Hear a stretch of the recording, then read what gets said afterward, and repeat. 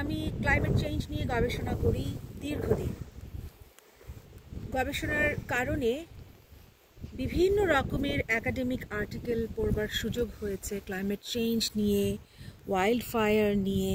কিন্তু সেই wild fire দেখতে কেমন এবং ওয়াইল্ড ফায়ারের যে বিভৎসতা সেটা কখনো দেখবার সুযোগ আমার হয়নি।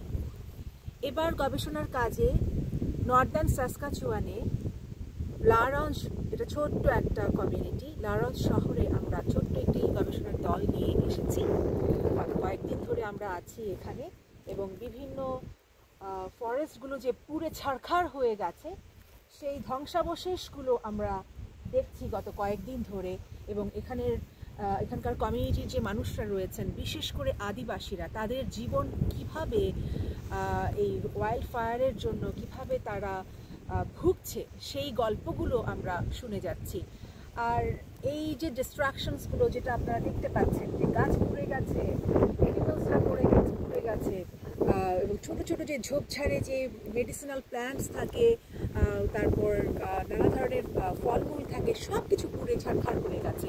তো আজকে এমন একটা সময়ে দাঁড়িয়ে কথা বলছি যে সময়টায় পুঁজিবাদের যে অত্যাচার, আমার মনে হয় যে পুঁজিবাদের অত্যাচার এই কথাটা বুঝতে আমাদের একটু সময় লেগে যাচ্ছে এখনও। কিন্তু আমরা এখন আগুনের ওপরে দাঁড়িয়ে আছি, এখন এত সময় নেবার আর কোনো সময় নেই।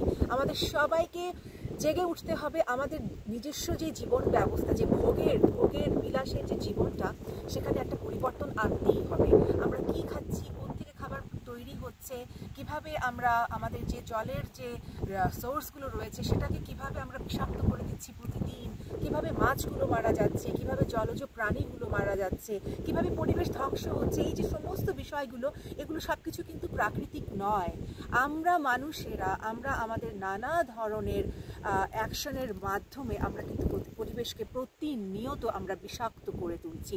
এবং এগুলো সব কিছুরই একটা প্রভাব আমাদের জলবায়ুর উপর পড়ছে এবং প্রকৃতি আরও শুষ্ক হয়ে যাচ্ছে এবং ঠিক এইভাবে আগুন ধরে যাচ্ছে, বনের মধ্যে আগুন ধরে যাচ্ছে। এবং মাইলসের পর মাইলস আমরা যখন ঢুকছিলাম এই এলাকায়, গাড়ি চালিয়ে যখন আমরা ঢুকছিলাম, এত মাইলসের পর মাইলস ব্ল্যাক ফরেস্ট দেখতে হবে, এটা স্বপ্নের অতীত।